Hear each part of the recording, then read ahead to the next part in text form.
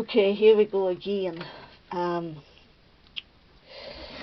forgot to turn my video on. I wanted to show you how I create some of my backgrounds. For instance, yesterday I did this pink one. There's a little bit of purple, a little bit of gold, and then a little bit of shimmer spray. And then I did this green one for leaves. This was for cutting the flowers out of, and this was for leaves, and it's also green. And I did them with oxides, okay, and mica stains, okay. So on this one I put down shaded lilac as my base, okay, and then I added in a little bit of seedless preserves and wilted violet, and that's at that stage. Now I want that to dry. I've also, though this one's dry now, I've done this yellow one, and I did add a little bit of red in to see what I think of it, but I ain't sure. So what I'm going to do is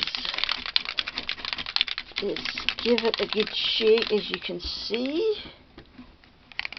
And then this is scattered straw, and I'm just going to dull it down a bit, like that. Okay, that's all I'm doing, and then I'm leaving that to dry, and I'm using watercolour card. A card, Bristol Smooth might work, but you need a card that will soak up. You need a card that will soak up all the stuff that you're putting down onto it. So I'm going to do another one in green to show you how I start anyway. And this is Pale Paint, Rustic Wilderness and Evergreen Bough. Okay, so put down your base colour. Okay, and then it's just about layering. Okay, a little bit of that there, and a little bit of that there. And they don't all come out the same. You see the way that comes out a bit more splotchy, whereas that one's more solid. So then we would leave that one to dry too. Oops. Right, so I've got this blue one, and it is, what is it? It is Salvage Patina, Broken China, and then a little bit of Uncharted Mariner, okay? So I'm going to add some mica stain in now, and I've got this Winterlust that I want to try. Now, what other ones have I got? I've got Snow Flurries and Shiny Bauble. So we're going to add a little bit in. And unfortunately for these things, you need to shake them within an inch of their lives. So this one looks the darkest, so I leave it to the end. And just put a little bit of these two on.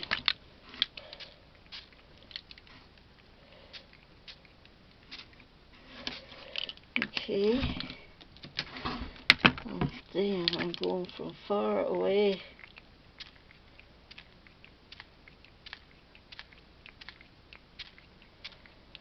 to dab some of the darker one on.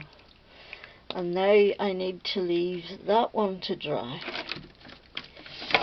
And this is one I did yesterday. Yes, for this card. So I have all these blooms already cut out, but then I thought, there's another one. I wanted the blooms cut out in coloured card to see what that was like. So that sent me down the rabbit hole that is mica stain and oxides. Right, so I'm going to attempt to put that in there and bring back my purple. It's not quite dry, but I'm putting on mica stain now. So, and if at the end, like, I thought I'd put too much purple on here. So when it came to the end, I put the pale pink on top of the purple and subdued it a little bit. What colour is that? That's pink, that's not purple. Where's my other purple? One knows not. That's like it lying on the floor.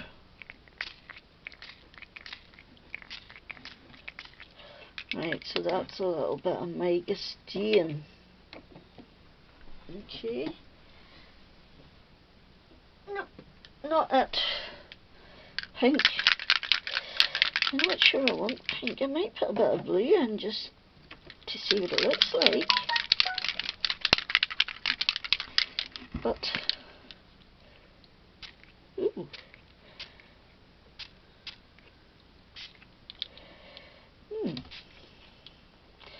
Oops, I like it again. And what was that? That was snow flurries. Right. I am going to let this dry off and wash my hands and come back. Okay, so our green is ready for another coat. Now I am wondering, do I want to put a little bit more evergreen brown in because it's gotten very dark.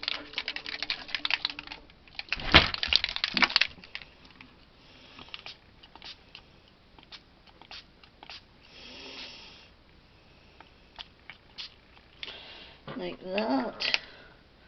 And then what we will do is we will let that dry before we put on our mica stains. Okay, and I'm back with my blue, and I do have shimmer, but I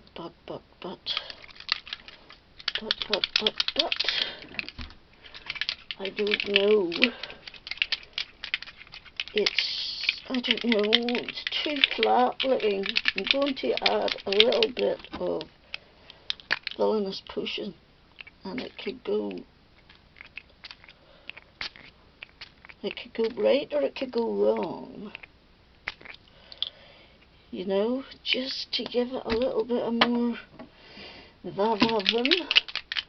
And what colour is that? Ooh. What colour is this? Merry mint. Let's see. Oh.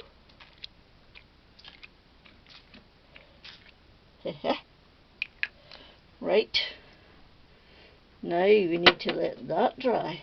Look, my fingers all dirty. It's all dirty. It's like me, it's all dirty. My hands are all dirty all over. Right. Oh yes, I think I'm liking it now. Can you see it?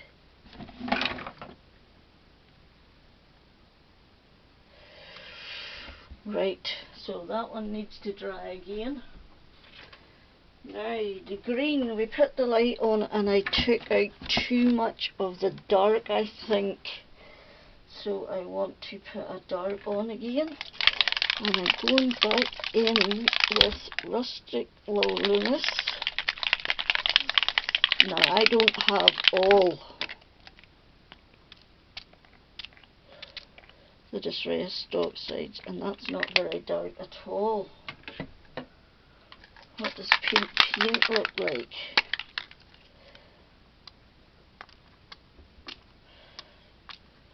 Let me lift it a little so it might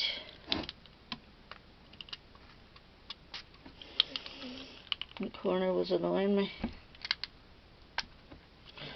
Right, so we'll let that dry as well, and then we will put on some mica stains.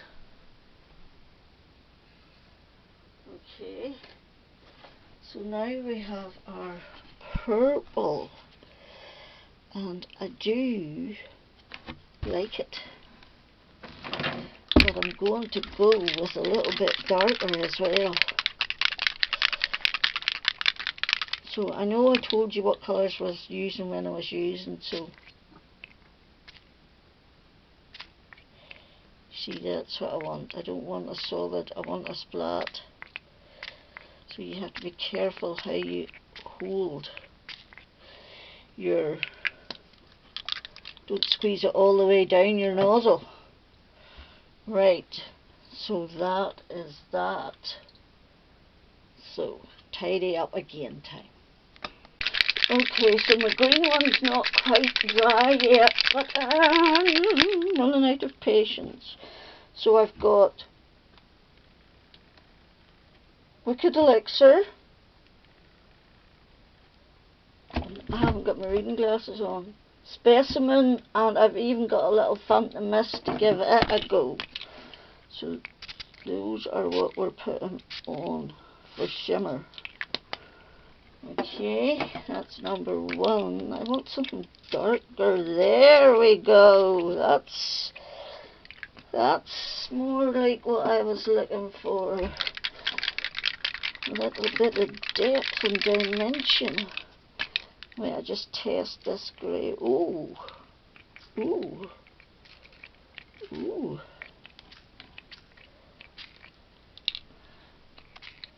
Right. That's it. I'm going to leave it to dry now, and you will get the big reveal when it was done. But I like the way it's shaping up now, because it didn't look the way I wanted to before. And now we are vim. Back in Jeff. Okay, here we go. This is the first one that I created.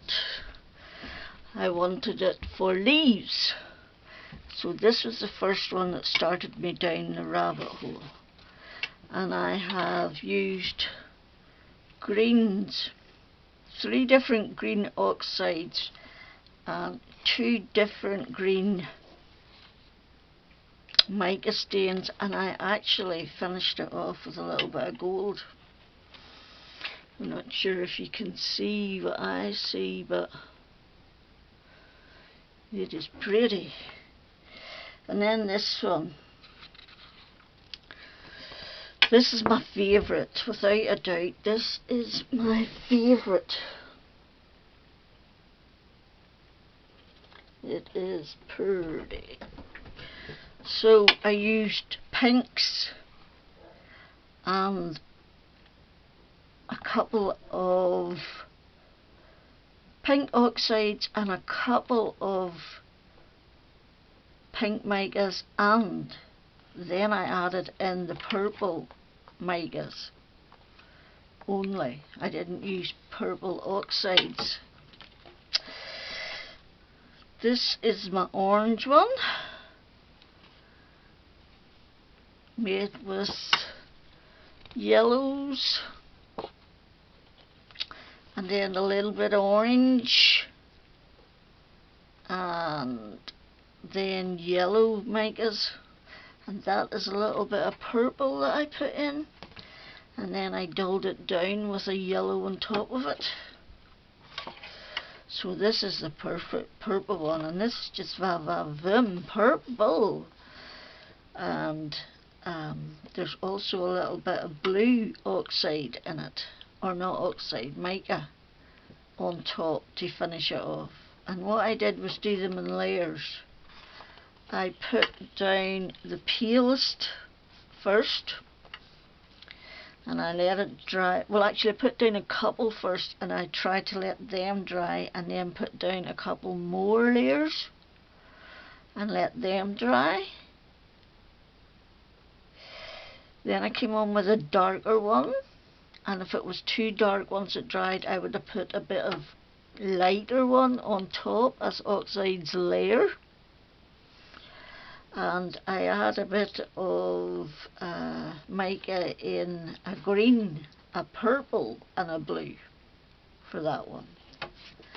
And then this one is just the other green one that I showed you there that I was doing, and I finished it off with a little bit of gold mica spray.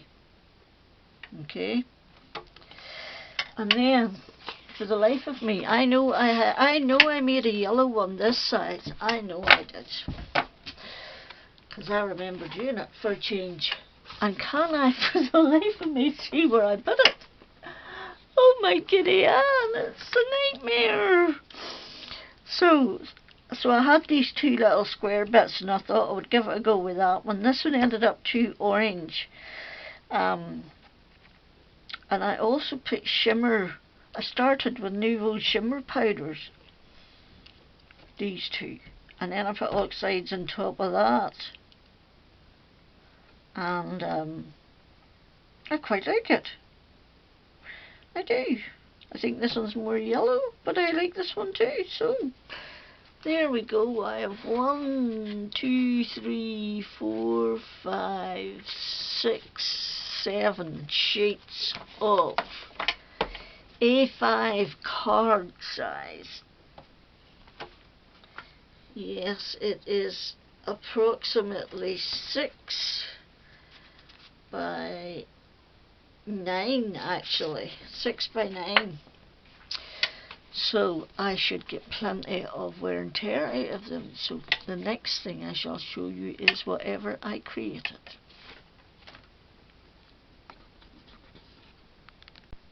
Okay, so here we are back with the cards that I have made so far. Okay, so this is a 2-for-1 kind of thing. This is a background or a panel die, cover plate, whatever you call them, and I cut it out of one of my backgrounds, and then these are the bits that came out of it. And I used lots of mini dies, small birds and butterflies that I have in here that I keep, small flowers. Oh, there's a butterfly fell out that I keep. There's a wee bird. These are some ladybugs that I have. I found this little cat and this rabbit and this toadstool in here.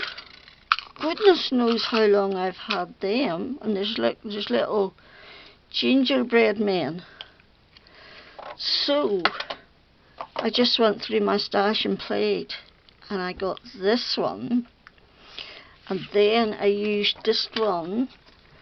These are the bits that came out from that, and I've just layered them differently, and once again stuck my small flowers, my grass, my little birds, butterflies, a toadstool, a cat, a bird, and I put it on. I've layered it up 3 times and then added it onto a piece of embossed card, and that is 5.5 by 4 1/8 when it's finished.